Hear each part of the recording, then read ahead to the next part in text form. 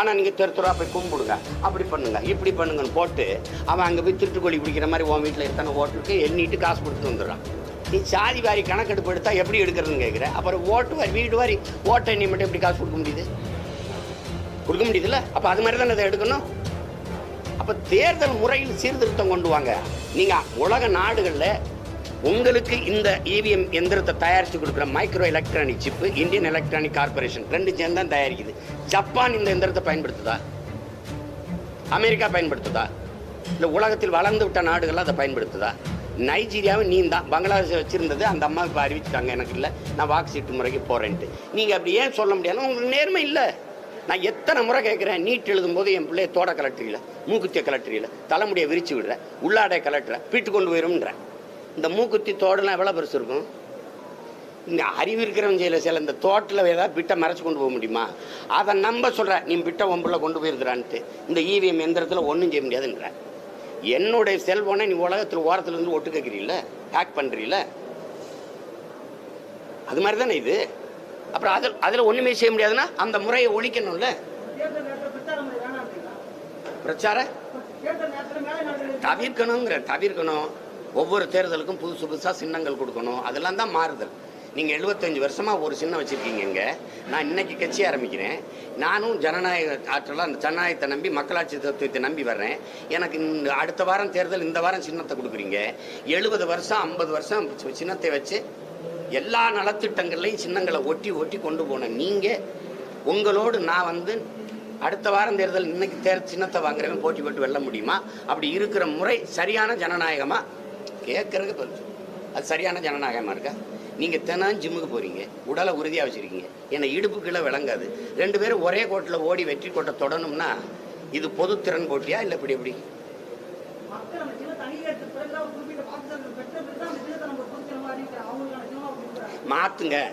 மாற்றுங்க. சின்னத்தை மாற்றிக்கிட்டே இருக்கும்போது சின்னத்துக்கு இல்லை ஓட்டு, நம்மளுடைய எண்ணத்துக்கு தான் வரும்போது தலைவர்கள் மக்களை குறித்து சிந்திக்க ஆரம்பிப்பாங்க. இல்லைன்னா அந்த சின்னம் அதான் சொல்கிறாங்களே, ரெட்டையில எம்ஜிஆர் இல்லை, அம்மா இல்லைன்னு சின்ன இருக்கலாங்கிறாங்களா, அப்புறம் என்ன பண்ணுவீங்க நீங்கள்? நாடாளுமன்ற தேர்தல் அதிமுக பொதுச் செயலாளர் எடப்பாடி பழனிசாமி அவர்கள் கூட்டணி கூட்டணி பேச்சுவார்த்தைக்கு இதுவரை அழைச்சி பேசலை. நாங்கள் மரியாதை நிமித்தமாக சந்திச்சிருக்கேன் அவங்க முதலமைச்சராக இருக்கும்போது. அதான் உங்களுக்கு ஏற்கனவே சொல்லியிருக்கேன். அதில் கோரிக்கைகள் தஞ்சையை அப்போ பாதுகாக்கப்பட்ட வேளாண் மண்டலமாக அறிவிங்கன்னா அவர் வேளாண் குடிமகன்கிறனால அதை புரிஞ்சுக்கிட்டு அறிவித்தார். அப்புறம் பிறகு நம்ம ஆயுத பூஜை, சரஸ்வதி பூஜை, விநாயகர் சதுர்த்தி, ஏன் இந்த மகாவீர் ஜெயந்தி கூட பொது விடுமுறை இருக்குது தமிழ்நாட்டில். நம்முடைய இனம் முன்னோர், நம்முடைய இறை உலகத்திலே தெரியும், தமிழ் கடவுள் முருகன், தமிழ் இறை முருகன். அவருக்கு ஒரு தைப்பூசத்துக்கு பொது விடுமுறை இல்லை. அம்மையார் ஜெயலலிதா இருக்கும்போது நான் அந்த கோரிக்கையை வச்சேன். அவங்க படக்குன்னு இதாக போயிட்டு அந்த திருமல நாயக்கர் பிறந்த தினத்துக்கு அதுக்கு அது பொது விடுமுறைன்னு அறிவிச்சுட்டு போயிட்டாங்க. அது ஏதோ அந்த நேரத்தில் அவங்க பண்ணிட்டாங்க. அதுக்கப்புறம் ஐயாட்ட போய் சொன்னேன். அவர் அதை புரிஞ்சுக்கிட்டு இல்லை நான் பண்ணுறேன் அப்படின்னு அறிவித்தார். அவர் தான் அறிவித்தார். இப்போ பொது விடுமுறை தைப்பூசத்துக்கு இருக்குன்னு அவர் பண்ணதான். இதுவரை அறிஞ்சிக்கலையே. அதெல்லாம் அந்த கோரிக்கை வைக்கும்போது நம்ம ஏற்றாரு. அப்போ சில இதுகளை சொல்கிறோம், இந்த மாதிரி இதுகளை கொஞ்சம் செஞ்சு கொடுங்க, இந்த மாதிரி பிரச்சனைகள் அப்படிங்கும்போது மக்களுக்கு கோரிக்கை வைக்கும்போது சரி, அந்த மாதிரி சந்திப்பு தான்.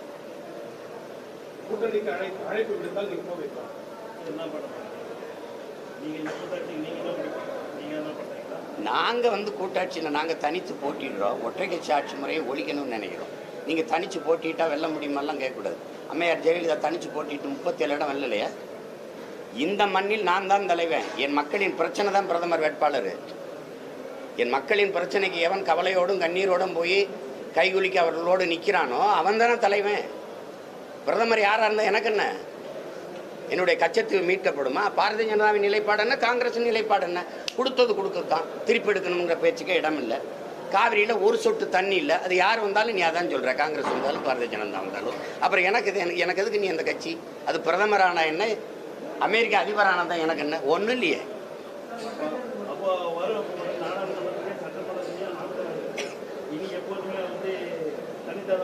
பல முறை சொல்லிட்டேன் தனிச்சு தான் போட்டிட்டு வாரேன். நீங்கள் பார்க்குறீங்க, நான் 1 விழுக்காடு 1.1 விழுக்காடாக இருக்கும்போது தனிச்சு நின்னேன். 4 விழுக்காடு 5 விழுக்காடாக இருக்கும்போது தனிச்சு நின்னேன். இப்போ 7 விழுக்காடாக இருக்கும்போது தனிச்சு தான் நிற்பேன். 1949 கட்சி ஆரம்பிச்சு 67 ஆட்சிக்கு வந்தீங்க. அப்போ கேட்டீங்களா அண்ணாதுரைட்ட? கேட்டீங்களா? இல்லை, நான் கேட்கறதுக்கு பதில் சொல்லுங்க. நீங்க கேட்டீங்களா? திரும்ப திரும்ப அந்த கேள்வி வைக்கக்கூடாது. என்றாவது ஒரு நாள் தோற்று போற கோட்பாட்டை ஏற்று, என்றைக்காவது ஒரு நாள் தோற்று போற கோட்பாட்டை ஏற்று அதன் வெற்றிக்கு இன்று நான் பாடுபடுவதை விட, என்றாவது ஒரு நாள் வெல்லப் போகிற கோட்பாட்டை ஏற்று அதன் வெற்றிக்காக போராடி தோற்று போவதே மேலும் நேர் பேசுனது இருக்கு பிரதமர் உரையில். நான் வந்து தற்காலிக தோல்விக்கு நிரந்தர வெற்றி இழக்க தயாரா இல்லை. ஏன்னா நான் பிரபாகரன் மகன். நான் கருணாநிதி, எம்ஜிஆர், ஜெயலலிதா பார்த்து அரசியல் செய்ய வந்ததில்லை. நாங்கள் இன்னைக்கு நேற்று போராடலையே, 800 ஆண்டுகள் ஆச்சு நாங்கள் இந்த நிலத்தை ஆண்டு.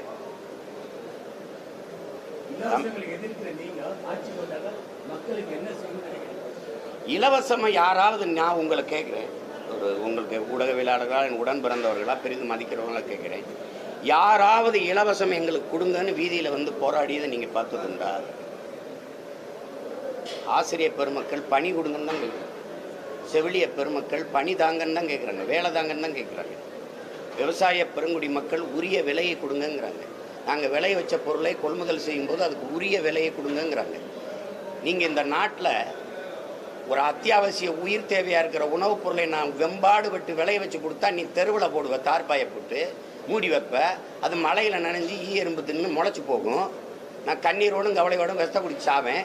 நீ குடிக்கிற டாஸ்மார்க் சரக்கை ஏசி குளிரூட்டப்பட்ட அறையில் வச்சு கண்காணிப்பு கருவி வச்சு காவல்துறை பாதுகாப்புக்கு வச்சு பாதுகாப்பேன்.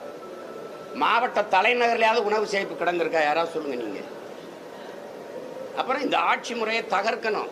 நான் வந்தால் இலவசம் பெற வேண்டிய நிலையில் என் மக்களின் வறுமை ஏழ்மை நிலை இல்லாமல் வாழ்க்கை தரத்தை உயர்த்துவேன். நான் கொடுக்க நினைக்கிறது தரமான கல்வி, சமமான கல்வி, தரமான மருத்துவம், சமமான மருத்துவம், ஏழை பணக்காரன் பாகுபாடு இல்லாமல் அறிவை வளர்க்கும் கல்வியும் உயிரை காக்கும் மருத்துவமும் என் மக்களுக்கு சரியாக கொடுத்துட்டாலே பாதி காசு மிச்சம் அவனுக்கு செலவில்லை.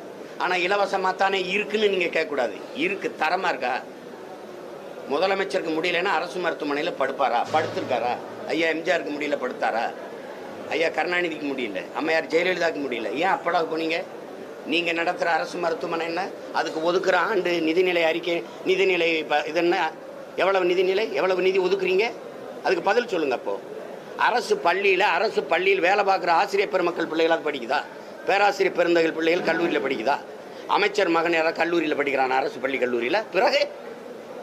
பிறகு நீங்கள் சொல்லுங்கள். எல்லாமே தனியார் முதலாளி தான் தரமாக கொடுப்பானா? அரசு அதுக்கு எல்லாம் ஒப்பந்தம் அடிச்சுட்டு போயிட வேண்டியதானே, டெண்டர் விட வேண்டியதானே. அதானிக்கு ஒரு 5 வருஷம், அம்பானிக்கு ஒரு 5 வருஷம், இங்கே இருக்கிற பிற முதலாளிகள் கொடுத்துட்டு போயிட வேண்டியதானே. 8 கோடி மக்களால் நிறுவப்பட்ட அரசால் செய்ய முடியாத ஒன்றை ஒரு தனி மனிதன் போக்குவரத்து நல்லா நடத்திடுவான். தண்ணீரை சரியாக விநியோகம் பண்ணிடுவான், கல்வியை நல்லா கொடுத்துருவான், மருத்துவத்தை நல்லா கொடுத்துருவாங்கிறத நீங்கள் ஏற்கிறீங்களா? இப்போ நீங்கள் மின் உற்பத்தியெல்லாம் சோலார் மின் பூங்காவையும் இந்த சூரிய ஒளி மின் பூங்காவையும் காற்றாலையும் தனியார் கொடுத்துக்கிட்டு வரீங்க. ஏன் அரசு வச்சுக்கல? ஒரு அடிப்படை தேவை மின்சாரம். மின்சாரம் இல்லாத எந்த இயக்கம் இல்லைன்னு தெரியும் போது தனி முதலாளிகிட்ட போனால் நாளைக்கு அவன் தீர்மானிக்க தானே கட்டணும். அப்புறம் என்ன பண்ணுவீங்க? இலவசம்ங்கிறது வளர்ச்சியே கிடையாது, வளர்ச்சியே கிடையாது. என் மக்கள் வீதியில் இறங்கி எனக்கு மிக்சி தான், கிரைண்டர் தான், எனக்கு பஸ் கட்டணம் ஃப்ரீயா தான் கேட்கவே இல்லையே. நாங்கள் கேட்டதை எதை கொடுத்துருக்கிறீங்க? நாங்கள் ஏர்போர்ட் கேட்டோமா? 5000 ஏக்கரில் ஏர்போர்ட் கட்டுங்கன்னு. இருக்கிற ஏர்போர்ட்டில் பறக்கிறதுக்கு ஃப்ளைட்டு கேட்குறோம். நீ அதை தர முடியல. 5000 ஏக்கரில் எதுக்கு எனக்கு ஏர்போர்ட்டு? சொந்தமாக ஒரு ஃப்ளைட்டில் நாடு உலகத்தில் பார்த்துருக்கீங்களா? தமிழ்நாட்டில் வந்து இப்போ திமுக தலைவர் மு.க. ஸ்டாலின் அவர்களுடைய தலைமையில் வந்து 30 மாத கால ஆட்சி நடந்திருக்கு. இந்த 30 மாத கால ஆட்சி குறித்து எப்படி செயல்பாடு எப்படி இருக்குன்னா, நான் நேற்றே சொல்லிட்டேன். அது குறித்து பேசுறது என்னுடைய வார்த்தையில் நான் வீணடிக்க விரும்பலை. வேற ஏதாவது கேள்வி இருந்தா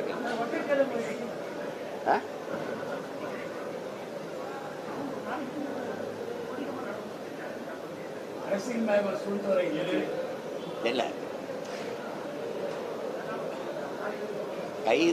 கைதெல்லாம் வந்து அரசியல் நடவடிக்கையில் புதுசு இல்லையே. நானே பலமுறை கைது செய்யப்பட்டு சிறைப்படுத்தப்பட்டிருக்கேன். 128 வழக்கு என் மேலே இருக்குது. என் கட்சி பிள்ளைகள்லாம் சிறைப்படுத்தப்படுறாங்க.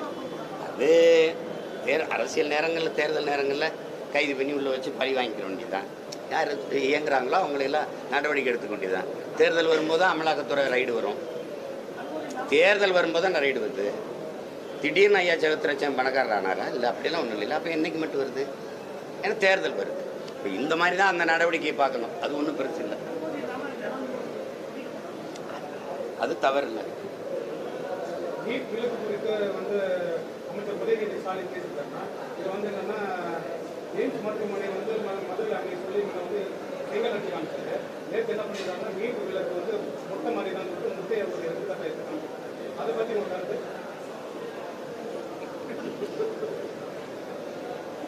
தம்பி விளையாட்டுத்துறை அமைச்சராக தெரியல, விளையாட்டு அமைச்சராக அதில் போய் என்ன சொல்றது, ஒரு முயற்சிக்கிறாரு. ஏதோ தேர்தல் நேரத்தில் ஒரு பரபரப்பை உருவாக்கணும்னு நினைக்கிறாங்க. அவங்க நினைக்கிறாங்க. இப்போ எல்லாருமே அதை நோக்கி இயங்குறதுனால ஒன்று தான் உங்ககிட்ட நான் அன்பாக சொல்ல விரும்புகிறேன். தேனை வாயில் ஊற்றுனா பயன் இருக்குது, காதில் ஊற்றுனா என்ன பயன்? அது எறும்பு தான் வந்து சாப்பிட்டுட்டு போகும். ஆனால் அதுக்கு வேணால் பயன் இருக்குது. எனக்கு நீங்கள் பசப்பு இனிப்பு வார்த்தையிலேயே பேசுகிறீங்க. நாங்கள் வந்தால் ஒழிச்சிருவோம், நாங்கள் வந்தால் அதை தந்துடுவோம், நாங்கள் வந்தால் இவ்வளோ பண்ணிவிடுவோம். அது கேட்கும்போது எனக்கு இன்றைக்கி ஒரு மயக்கத்திலே இருக்கேன். எங்கள் பாட்டி சொன்னோம், அப்போது ராத்திரியில் பனியார மழை பெய்யும்னு. பனியாரமாக பெய்யுமா அப்படின்னு நாங்கள் நினச்சிக்கிற மாதிரி எங்களுக்கு கனவுல பனியார மழை பெய்யுது, அவ்வளோதான். வேறு ஒன்றும் சொல்லுங்கள். நீலகிரி மாவட்டத்தில் வந்து ஆர்எஸ்எஸ் பேரணி வந்து பேரணி பற்றி வந்து அரசாங்கம் தடை செய்யப்பட்டது.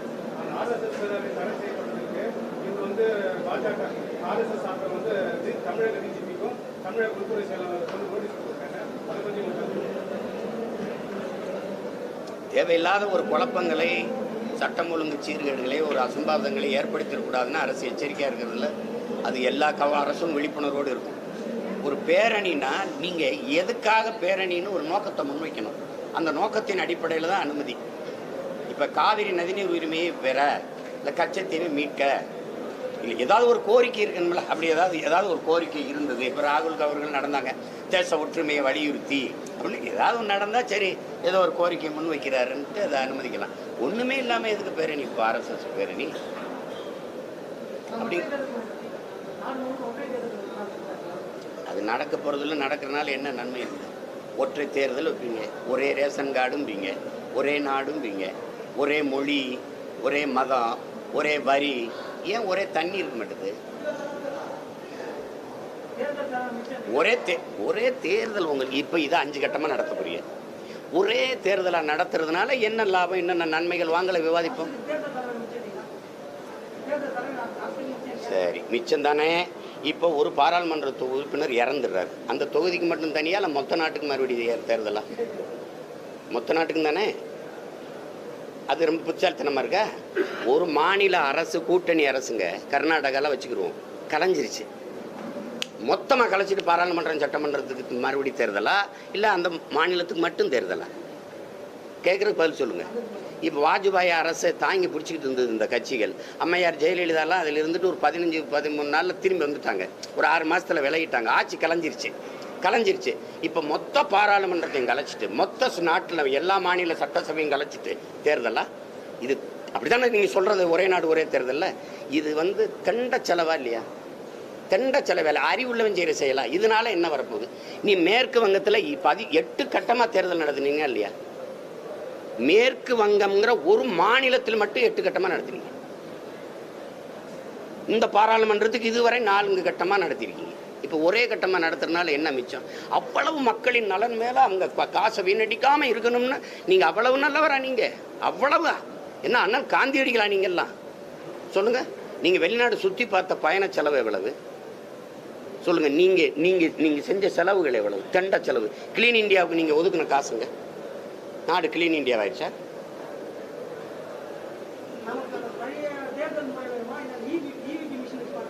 அது தவறு. அதை நம்ம எதிர்க்கிறோம்.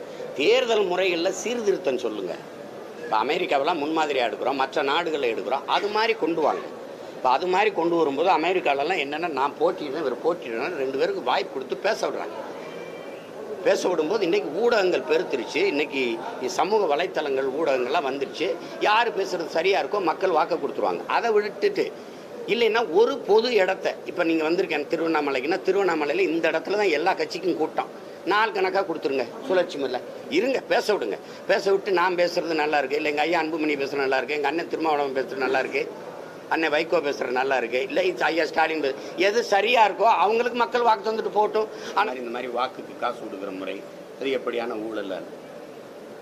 நம்ம முதலமைச்சர்கள் போகிற அந்த பாதுகாப்பு பயணங்களை நீங்கள் பாருங்கள். கேரளாவில் இல்லை அம்மா மம்தா போகிறத பாருங்கள், ஒரு தடவை பாருங்கள்.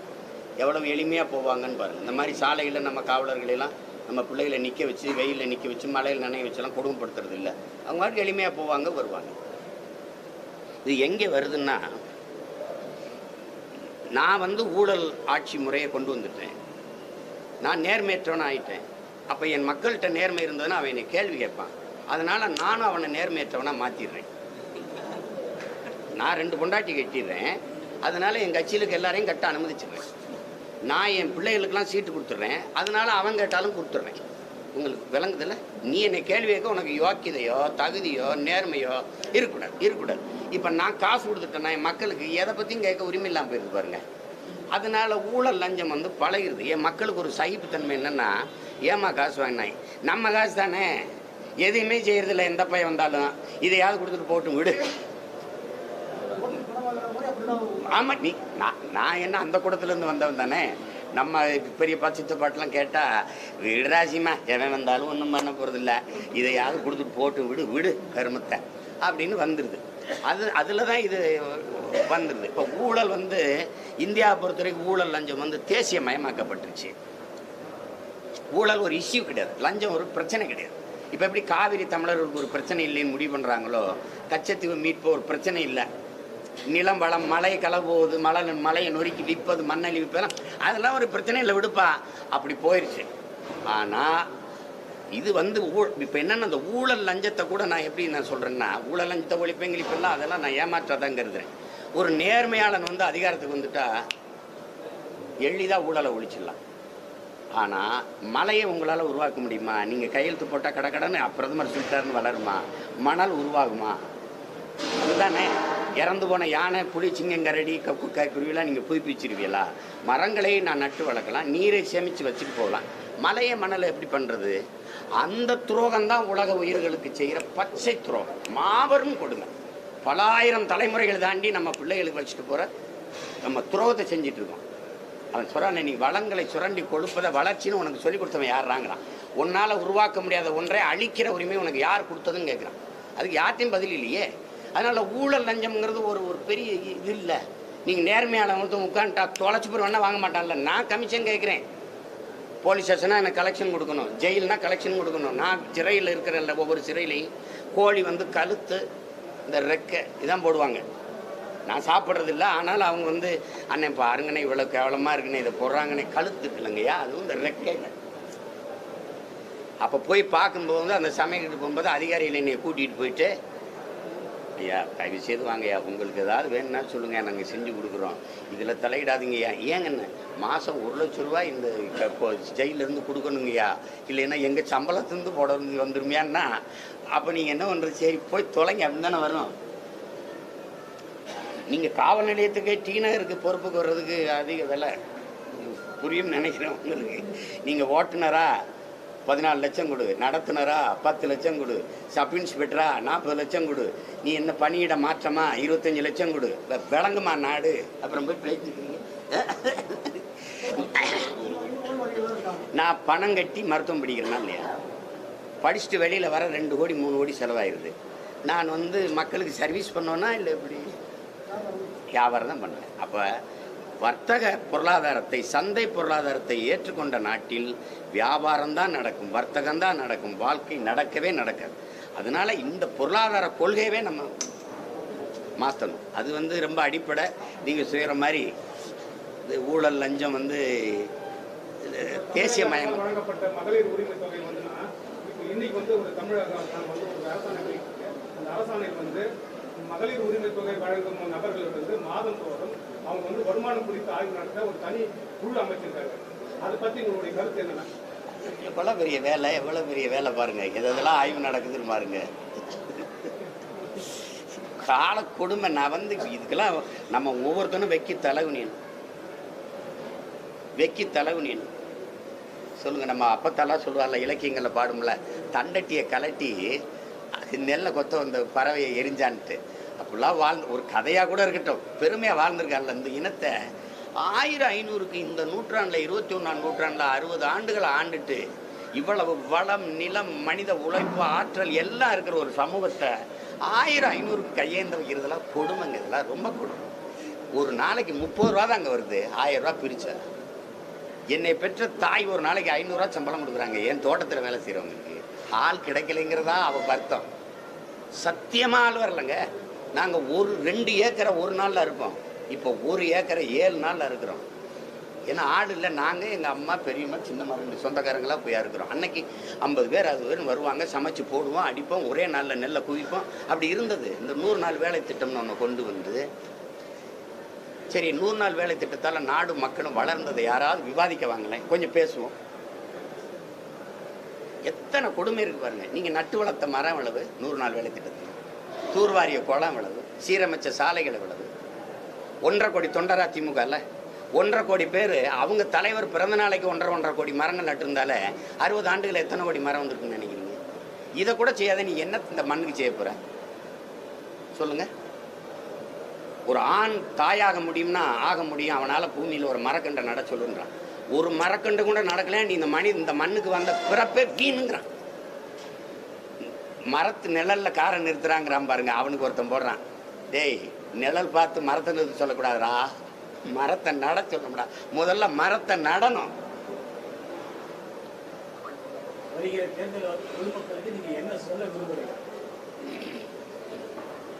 எப்பவும் சொல்றதா என் மக்களுக்கு, இது ஒன்றை நீங்க புரிஞ்சுக்கணும். முறையான ஆட்சி இல்லை, சரியான தலைமை அமையலை, நல்ல ஆட்சியை கொடுக்கலைன்னா ஆட்சியாளர்கள் மட்டும் பொறுப்பு இல்லைங்கிறான். அதை தேர்வு பண்ண மக்களும் தான் அதுக்கு பொறுப்பு. நல்ல தலைவரை தேர்வு செய்ய வேண்டிய பொறுப்பு. தலைவன் என்பவன் தண்ணியில் தன்னையே கரைச்சி கொண்டு சுவையை கொடுக்குற உப்பை போல இருக்கணும். தலைவன் என்பவன் தன்னை உடலையே எரிச்சுக்கிட்டு உலகத்துக்கு வெளிச்சத்தை பாய்ச்சிற மெழுகுவர்த்தி போல இருக்கணும். அதுதான் இங்கே ரொம்ப முக்கியம். நீங்கள் எல்லாம் தன்னலவாதிகளை தேர்வு பண்ணி அதனால் அம்பேத்கர் சொல்கிற மாதிரி தான். என்ன அம்பேத்கர், நீங்கள் கல்வி அறிவு வந்துட்டால் சகோதரத்துவம் வந்துடும், சமத்துவம் வந்துடும், தீண்டாமை ஒளிஞ்சிரும். நீங்கள் இப்போ அப்படியே தானே இருக்குது அப்படின்னு. தன்னலம்னு வரும்போது அறிவு வேலை செய்யாதரான்ட்டார். இங்கே தன்னலவாதிகளை வைக்கிறீங்க. பணம் இருந்தால் தான் அரசியல் செய்ய முடியும் நிலையும் நம்ம உருவாக்கிட்டோம். அப்போ மாண்புமிக்க ஜனநாயகம் எங்கே? படுகொலை செய்யப்பட்டுச்சு. மக்களாட்சி எங்கே? மக்களுக்கான அதிகாரம் எங்கே? மக்களுக்குன்னு அதிகாரம் இருக்கா சொல்லுங்க. அதை நான் என் தாய் தந்தையருக்கு பேசலை, எனக்கு கீழே வர என் தம்பி தங்கைகளுக்கு பேசுகிறேன். அந்த உலகத்தில் எப்படிப்பட்ட மாறுதலை கொண்டு வர நினைக்கிறீங்க, அதை உன்னிலிருந்து தொடங்குன்னு அண்ணல் காந்தியடிகள் சொல்கிறாரு. அந்த மாறுதலுக்கு நீங்கள் தயாராகணும். நீங்கள் உங்களை மாற்றிக்கணும். ஊழல், லஞ்சம், இந்த சாதி மத போதை, மதப்போதை, அளவுக்கு மீறிய திரைக்க வச்சு இதில் அண்ட முடியாத பெரு நெருப்பாக வாங்கங்கிறார் ஐயா பெரியார். அந்த மாதிரி இந்த தலைமுறை பிள்ளைகள் கிளர்ந்து வரும்போது உறுதியாக ஒரு மாறுதல் இருக்கும். இப்போ நீங்கள் இவ்வளவு பணம் இவ்வளவு பேசுகிறோம். எளிய பிள்ளைகள் நாங்கள் இந்த தங்கச்சியெல்லாம் உங்களுக்கு தெரியாது, வேட்பாளராக நிறுத்தணும். இந்த தம்பியை தெரியாது, வேட்பாளராக திருவண்ணாமலையில் நிறுத்தணும். 31 லட்சம் மக்கள் எங்களுக்கு தேடி மங்களாக இருந்த என் விவசாய சின்னத்தை தேடி போட்டிருக்காங்க பாருங்கள். அதுலேயும் முதல் பெட்டியில் அந்த சின்னத்தை வைக்கல, அவங்க 3வது 4வது பெட்டியில் வச்சுருந்தாங்க. அதில் தேடி போய் என் சின்னத்தை தேடி 31 லட்சம் பேர் போட்டிருக்காங்கன்னா மாறுதலை என் மக்கள் விரும்புகிறார்கள், தேடுகிறார்கள் தானே அர்த்தம். அதனால் வழியே இல்லைன்னு சொல்லி கொண்டிருக்கிற என் மக்களுக்கு இடையில் அவர்கள் பிள்ளைகள் நாங்களே ஒரு வழியாக மாறி வந்து கொண்டிருக்கோம். பாதையை தேடாதே உருவாக்குங்கிறார் எங்கள் தலைவர். அதை தான் நாங்கள் செஞ்சுட்ருக்கோம். அதனால் முன்னைக்கு இளைய தலைமுறை பிள்ளைகள் எழுச்சி வருதுங்கிறத நீங்கள் இரவில் கூட நான் செஞ்சியில் பேசுகிறேன்னா அங்கே பாருங்கள். நாங்கள் எந்த விளம்பரமும் செய்யலை, ஒரு தாள் சூருட்டி தான் வெட்டியிருக்கோம். எத்தனாயிரக்கணக்கான மக்கள், இளைஞர்கள் குறிப்பாக கூடுறாங்கன்னு பாருங்கள். அப்படின்னா ஒரு மாறுதல் வருது. அதனால் வராமல் போயிடாது. அதை பார்ப்போம். நன்றி, வணக்கம்.